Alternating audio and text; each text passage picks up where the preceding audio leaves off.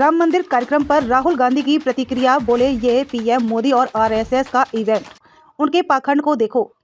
असुद्दीन ओवैसी ने आप पर तंज कसते हुए कहा, आरएसएस का छोटा रिचार्ज। इंडिया अलायंस के भविष्य पर बोले चिराग पासवान। भारत जोड़ो न्याय यात्रा पर बड़ा दिया बयान। दिल्ली एमसीडी के विशेष सत्र में भारी हंगामा और नारेबाजी, बीजेपी सदस्यों ने किया विरोध प्रदर्शन। तो ये राम मंदिर 22 तारीख का फंक्शन जो है, ये राजनीतिक फंक्शन बन गया है। आरएसएस ने, बीजेपी ने 22 तारीख को एक चुनावी flavour, election flavour, political flavour दे दिया है। इसीलिए कांग्रेस प्रेसिडेंट ने इनकार किया वहां जाने। जो धर्म के साथ पब्लिक रिश्ता रखता है, मतलब जो धर्म यहां पे पहनता है, वो धर्म का फायदा उठाने की कोशिश करता है।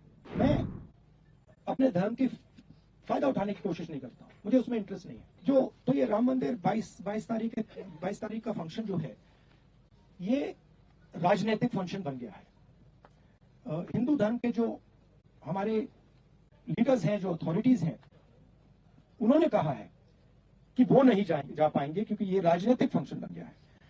आरएसएस ने, बीजेपी ने 22 तारीख को एक चुनावी flavour, election flavour, political flavour दे दिया है। दिल्ली के मुख्यमंत्री और उनकी सरकार ये तय की है कि हर ट्यूसडे को वो सुरेंद्रकांड किताब पढ़वाएंगे।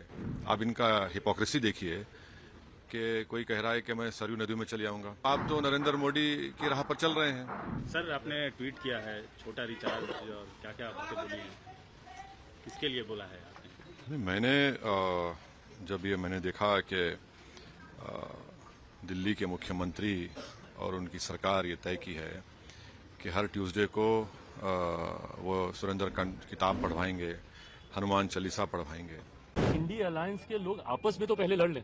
प्रधानमंत्री मोदी से लड़ना तो बहुत दूर की बात है। आपस में ये लोग लड़ लें, आपस में ये लोग तय कर लें कि भैया कौन कहां से चुनाव लड़ेगा, उसके बाद ना एनडीए गठबंधन से लड़ाई होगी। ये अलायंस ज्यादा समय चलने वाला नहीं। राहुल जी ने एक पहले भी यात्रा की थी, उस यात्रा का भी परिणाम हम लोगों ने देखा। चुनाव आते आते तक अभी कई और घटक दल इनसे छिटक कर अलग चुनाव लड़ेंगे। इंडिया अलायंस के लोग आपस में तो पहले लड़ लें।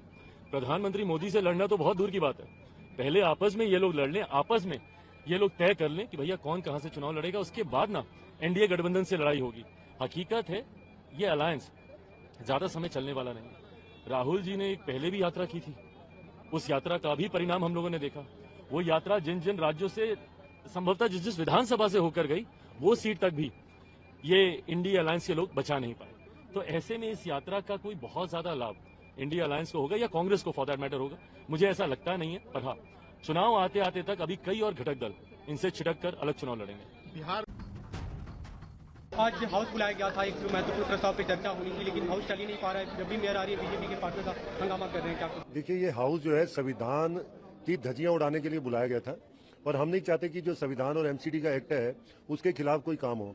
आप सबको पता है इस एमसीडी एक्ट की धारा 44 है, जिसमें 3 बड़ी जो शक्तियां दी गई हैं हाउस को, जिसमें कमिश्नर, मेयर और स्टैंडिंग कमेटी है। लेकिन स्टैंडिंग कमेटी को बिना संसद की अनुमति के आप जो है हाउस में मर्ज नहीं कर सकते। तो आज क्या प्रस्ताव है कि जो हाउस है जो उसके अंदर स्टैंडिंग कमेटी को मर्ज किया जाए, तो ये कैसे काम होगा? तो संविधान की धज्जियां उड़ाई जा रही हैं, इसलिए बीजेपी के पार्षद विरोध कर रहे हैं और करते रहेंगे। अभी जो हाउस में डिस्कशन हो रहा है, तो दोनों को लेकर हाउस बुलाया गया था कि प्रस्ताव भी अच्छा होगी, पास होगा, लेकिन हम देख रहे हैं जब भी मेयर आ रही है हंगामा शुरू हो रहा है और मतलब शुरू भी नहीं हो पाया। अब तक क्या कुछ कहेंगे? देखिए, 1 साल हो गया है हमें काउंसलर्स बने हुए, एमसीडी को फॉर्म हुए हुए 1 साल से ऊपर। जिस तरह से इनकी एक तानाशाही चल रही है यहाँ पर, आप ये देखिए कि स्टैंडिंग कमेटी का गठन नहीं किया गया अभी तक, वार्ड कमेटीज, जोनल कमेटीज का, जबकि कोर्ट की तरफ से कोई स्टे नहीं है स्टैंडिंग कमेटी फॉर्मेशन के ऊपर। कोर्ट ने एल्डरमैन का जजमेंट 6 महीने से रिजर्व किया हुआ है, लेकिन कोर्ट ने ये नहीं कहा था कि जब तक जजमेंट नहीं आएगा तब तक आप फॉर्मेशन नहीं कर सकते स्टैंडिंग कमेटी की। ऐसी कोई भी गाइडलाइंस कोर्ट की तरफ से नहीं आई है। तो क्या वजह है, क्या कारण है कि ये लोग स्टैंडिंग कमेटी नहीं बनने दे रहे हैं? ये अपने अंडर सारा कंट्रोल रखना चाहते हैं, सारी पावर रखना चाहते हैं, क्योंकि करप्शन की तभी आसानी से कर सकेंगे जैसे कि दिल्ली सरकार में बैठ के कर रहे हैं। वही पैटर्न ये एक एमसीडी में लेकर आ रहे हैं और ये अनकॉन्स्टिट्यूशनल है। देखिए, इस तरह से ये प्रस्ताव लाके कि कॉन्स्टिट्यूशनल क्राइसिस क्रिएट कर रहे हैं। ये पार्लियामेंट्री एक्ट है, डीएमसी एक्ट, इसका वायलेशन करके ये लोग कॉन्स्टिट्यूशनल क्राइसिस क्रिएट कर रहे हैं, जिसको हम बिल्कुल किसी हाल मंजूरी नहीं देंगे। और हंगामे के बीच आपने दोनों प्रस्ताव पास कराए, लेकिन बीजेपी का आरोप है कि जब सदन शुरू ही नहीं हुआ तो प्रस्ताव कैसे पास कर दिया गया, कानूनी तरीके से हुआ है। देखिए, 2 बार सदन नहीं शुरू किया गया, उसके लिए भारतीय जनता पार्टी के पार्षद जिम्मेदार हैं।